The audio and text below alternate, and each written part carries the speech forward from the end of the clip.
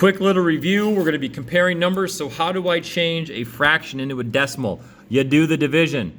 Divide top divided by bottom. So basically go 4 divided by 5 in your calculator to get yourself a decimal. 4 divided by 5. Oh, that's 0.8. The best way to compare numbers is to turn them into decimals. 14 divided by 6. Ew. 2.3 repeating. Negative 4 divided by 7. Ew, gross. Now this one actually is repeated. Dividing by 7 is probably the worst thing you can ever do mathematically. 2, 8, and then it repeats. Ew, look at that. That's no fun for anybody. Ew. 13 divided by 10 is 1.3. When you divide by 10, you slide the decimal over one spot. Okay. Now what was that good for? Why do I need to change things to decimals? Because when you're doing problems like number 5 on page 19, you're going to put them on a number line, but they're going to come in different flavors. Okay, so let's look at number 5 here really quick. It says, what's the proper order of these disgustingly awkward list of numbers? Okay, well, decimals are good to go. 0.4, okay, negative 1.5, okay, I got you. Now, square root, fraction, square root. All right, square root 4 is 2. Okay, I got you. Okay, you're 0.4, so you're already good to compare. You're negative 1.5, you're already good to compare. Now square root of 2, what is u? Here we go. Square root 2, 1.41. Okay, so about 1.41.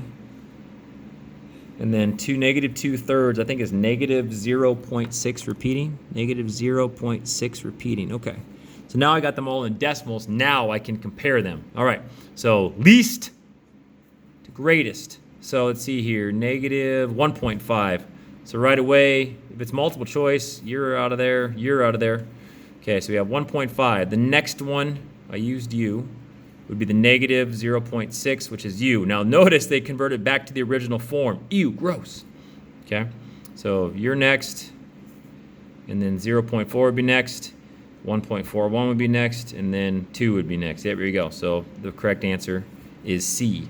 Look what they give us. Gross. As you can see, I already spread out my number line. Fast way to do it, put 0 in the middle, and then split your half, and put a 2 there, split that, and make it 1, split that, put a 3, put a 4 at the end. You get the idea. All right, they give us these 5 numbers. 3.5 is already good to go. Okay, now, since we're doing them on a number line, you can go ahead and just go right to the number line. So 3.5, where do you go? You go right here. Okay, gotcha. Negative 2.1. Hey, you're a decimal. Okay, negative 2.1 would be right here about. Got you. Square root of 9. Oh, I can't put you on the number line until I figured out what u is. U is 3. Ah, okay, here we go. Square root of 9. Notice when I put it back on the number line, I write it in its original form. Okay, please do that. Please honor the original form of these numbers. Negative 7 divided by 2 is negative 3-point-fizzle. Okay, what do we got here? That's oh, it's over here. Ooh, that was close. Almost messed up. Negative 7 halves. All right, we got one more to go. Square root of 5. Ew, gross. Square root 5. 2.24-ish. Approximately. You ever seen a squiggly equal sign? That means approximately. 2.24-ish. All right, square root. So here's 2.5, 2.25, just under 2.25. So yeah, right about there. That's close enough. You are the square root of 5.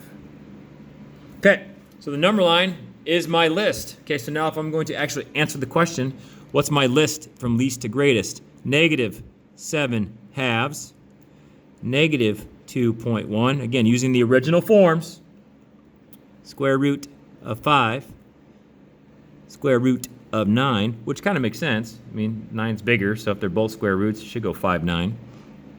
And then 3.5. Okay, so use the number line, plan them on the number line, and then there's your list. So it's actually kind of nice. The number line lines them up. Ha, ha, ha, good one. All right, that's all I got. That's lesson 1.3. So a lot of calculator stuff, a lot of decimal stuff, fraction decimals, square rooting. As long as you figure out what the square root symbol is, you should be okay with lesson 1.3. See you in class. Oh, whoops. I forgot about inequalities. For some reason, inequalities kind of pop up out of nowhere in this lesson, so let's talk about them really quick. This is less than, also known as under or below. This is greater than. You read them left to right. So remember the alligator, everybody talks about, hey, alligator's eating more things this way. So greater than, over, above. Less than or equal to, also known as at most. No more than, that's another. So these are kind of the fancy ways to say less than or equal to. Now these ones get confusing because it says less than or equal to, but there's a most and a more. So you got to be very careful because at most is like a maximum. And if you have a maximum, you need to have everything under it or equal to that maximum. So less than or equal to, at most, no more than.